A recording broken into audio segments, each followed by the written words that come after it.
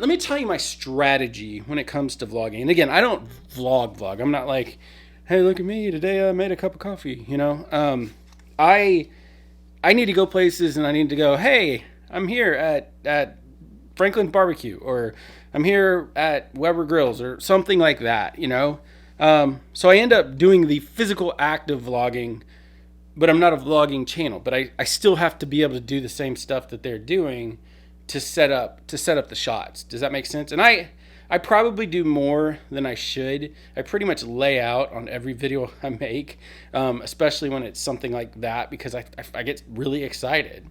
So my strategy when it comes to packing and when it comes to making travel videos, I'm going to call it that. I'm just going to call it that. I like that better than vlogs.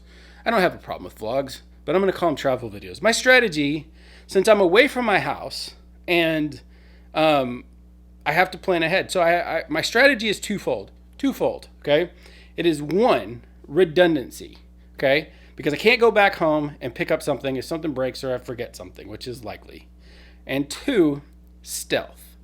And I don't mean stealth like I really don't have a problem vlogging, travel blogging, whatever, travel cameraing in public. That doesn't bother me, particularly when I'm with other people. I try not to be a douche about it, you know, but talking to my camera in front of other people, it really doesn't bug me.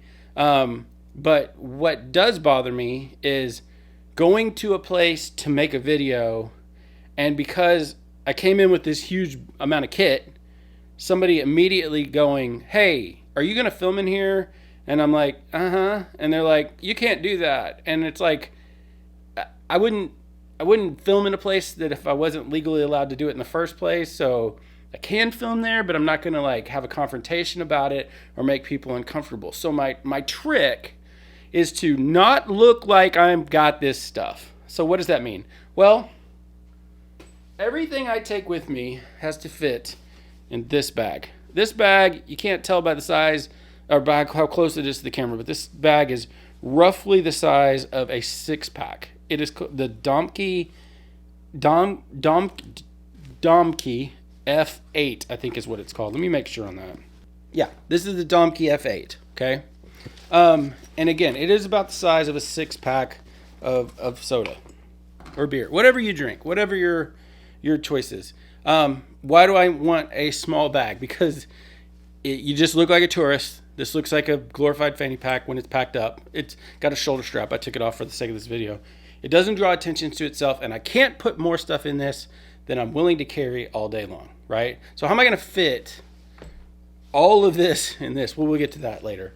But it does fit. Barely, but it will fit. So like I said, the second strategy here is redundancy. So as you can see, I have multiples of everything. I have 2 microphones. I have 3 cameras. I have 3 tripods. I have 2 lenses. I have multiple breath mints. This is actually more key.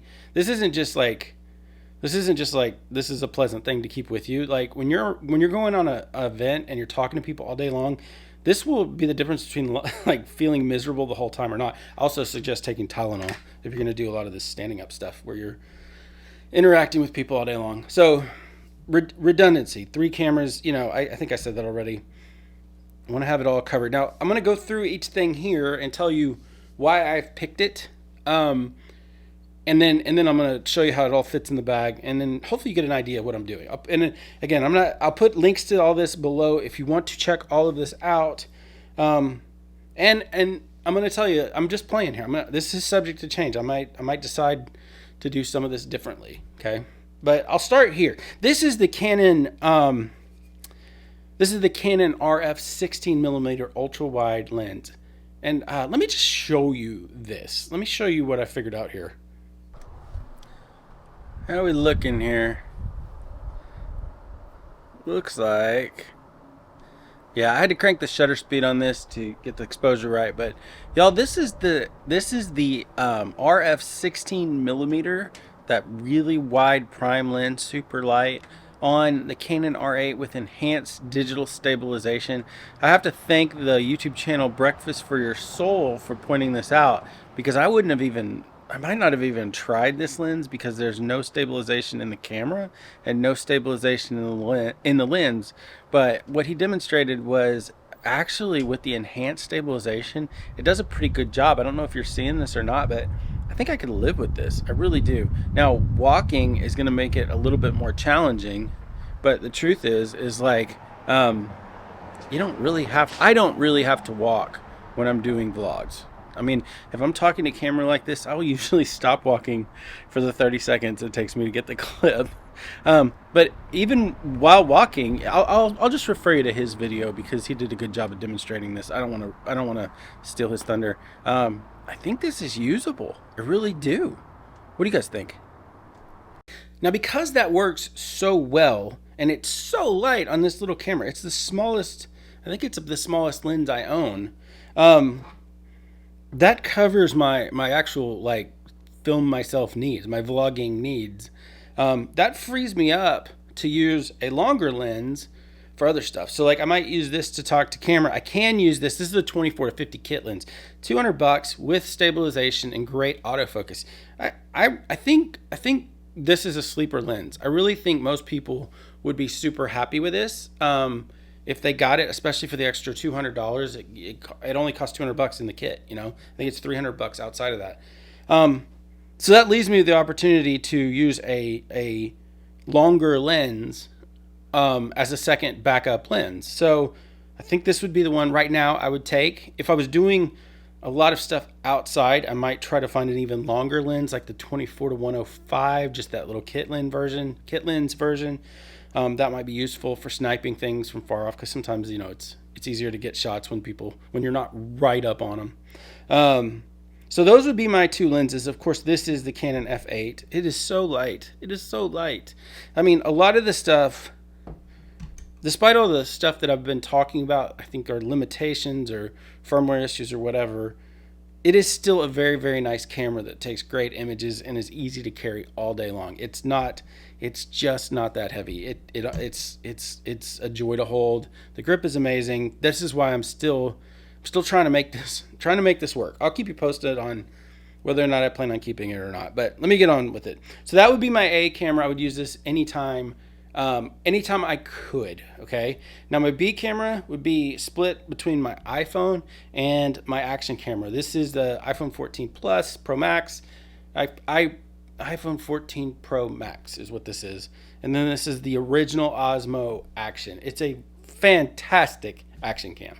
A fantastic action cam. I love it. It shoots 4K 60, both these. 4K 60 is a theme for me. All of my cameras, I need to shoot 4K 60. A lot of people don't understand that because they don't shoot. They're like, why would you need that? Well, I do. Like, I like to be able to slow down or cut in on every shot. That's how I make videos, and it comes in handy every single time I make a video. I never shoot something in 4K 30 or 1080 60 and go, yeah, that was great. I'm really glad that I didn't have that more information. So for me, these are my two backup cameras. I have three. I said redundancy. Why do I have three cameras? Well, because a lot of times we'll end up places that are wet or it's raining or it's the ocean or the beach. I would never take a camera like this out to the beach. Even if you watch engagement photos or wedding photographers, watch how careful they are with their stuff at the beach. They may not change lenses. If they do, they're very careful about it. I just wouldn't even mess with it. It's not worth it to me. I don't even like changing batteries on a well, at least on the GoPro with the hinged mount. I've gotten sand in it at the beach, so I usually will use my iPhone mostly if I'm at the beach, and my Osmo if I'm in the ocean specifically, and it does a great job at that. It's made for that, you know. But these are my water cameras. These are my I might use one of these to do a time lapse, a long time lapse while we're doing something. This I'll strap to the car if I want to get some shots of driving, or I'll put it inside a grill. And then this is the tripod I use for it. This was made by Ulanzi. What it is this is a magnetic mount, right? So there's all different types of mounts. Some of them have magnets, some of them are tripods, some of them use suction cups. I found that this is my favorite all-arounder because I don't worry.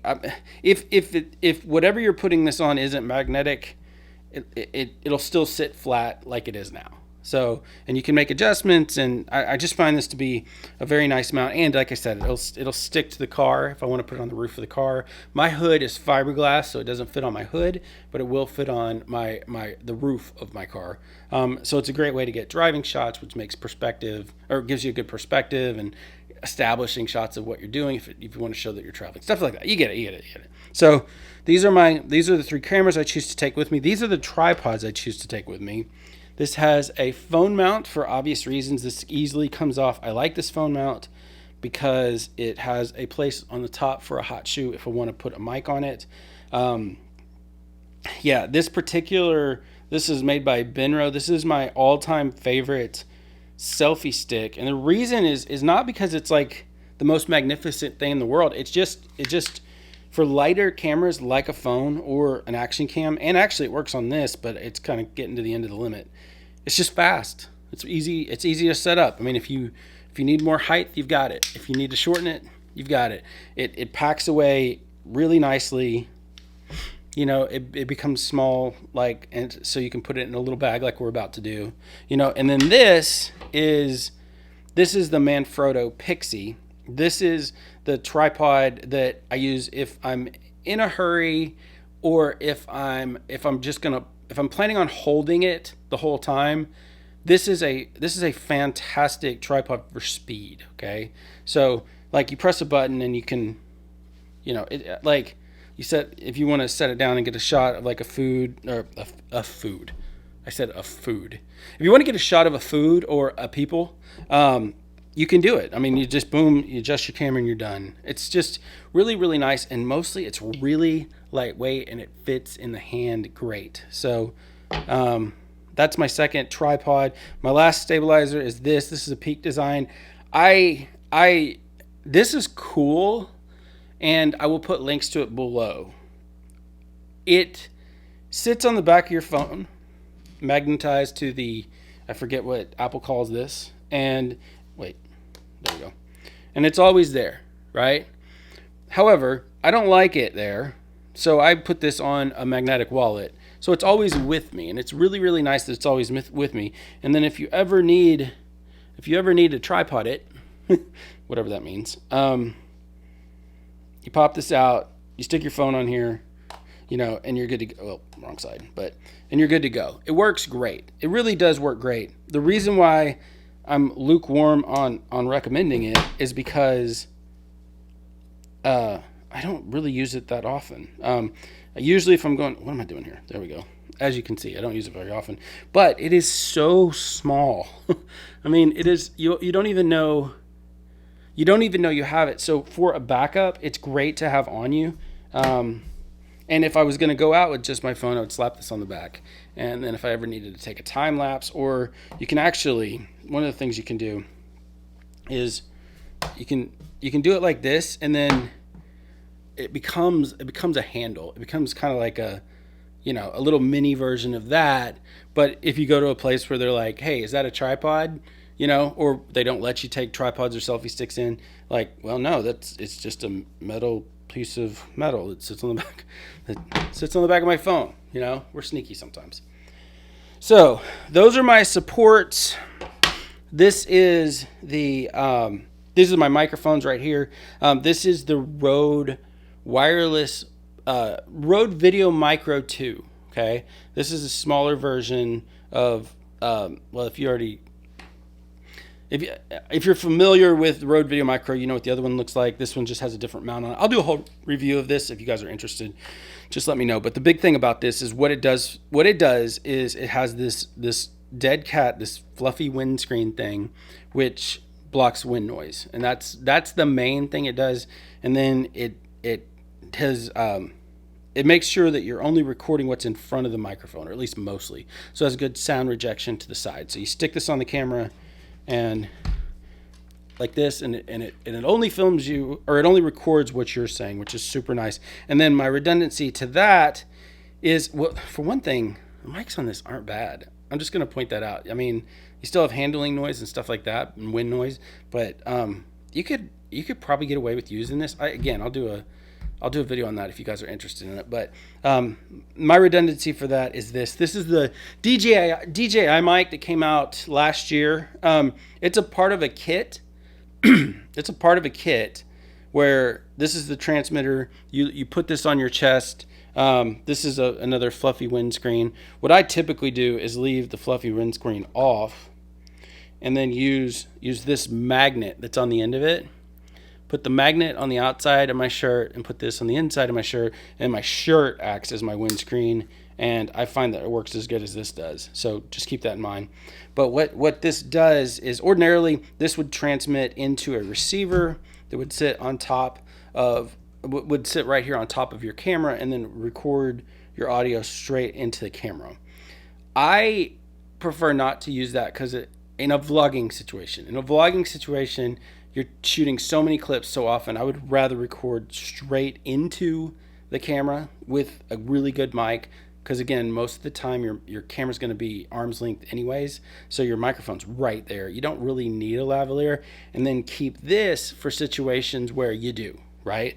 So if we were going to go inside a an arcade. Well, I was thinking specifically a situation where we went to Dave & Buster's, which is an arcade, an adult, like it's a bar slash pool hall slash arcade. So it's like for kids early in the day, and then at night it becomes, adults only. But you can pop this on, and when you get the mic right next to your mouth, like just right up on your mouth, it cuts out all that ambient noise. So this would be a situation where I would pop this on, or if I was talking to someone else and having an extended conversation, I would either point this mic at them and then put this on me and then sync it in post, or vice versa. Because you can also clip this to like a strap on a shirt or on a purse or whatever, and pick up really good audio because the mic's right there. So I would keep this as a backup, and then I would just sync it in post. And of course, here's my 2 batteries. So that is generally what if I was leaving somewhere right now, this is what I would try to use, and then come back and make adjustments from there. So that's what I'm thinking. Now, I want to see if I can fit all this in my bag. I'm pretty sure I can. But let's give that a shot here. Okay, I'm going to show you up front. In order to get all this to fit, I did cheat a little. Okay, so this is a, can you see that? Yeah.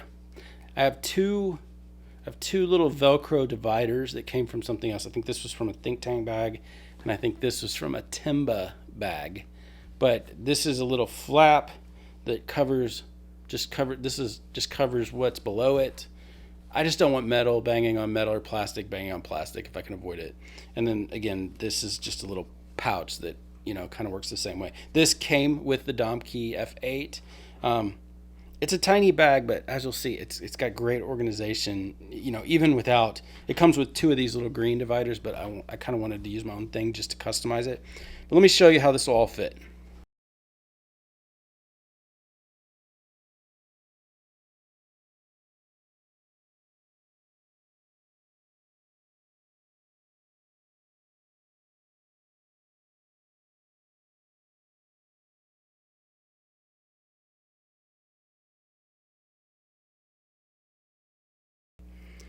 So there is so much stuff in here, and like I said, this is not much bigger than a 6-pack of Coke, and it's forgettable. It doesn't draw attention to itself.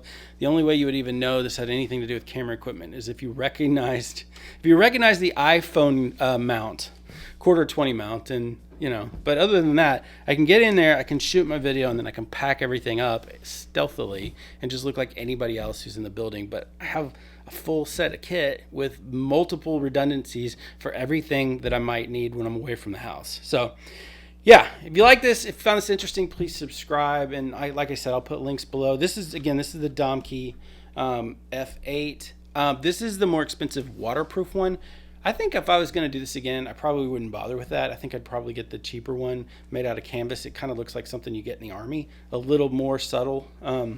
But yeah, and you could carry this all day long, and you never even notice it. So yeah, this is what I would use if I was going out today. And I can't wait to give it a shot. I'll let you know if I make any changes to this down the line. And yeah, subscribe, leave me a comment if you enjoyed this, and that's it.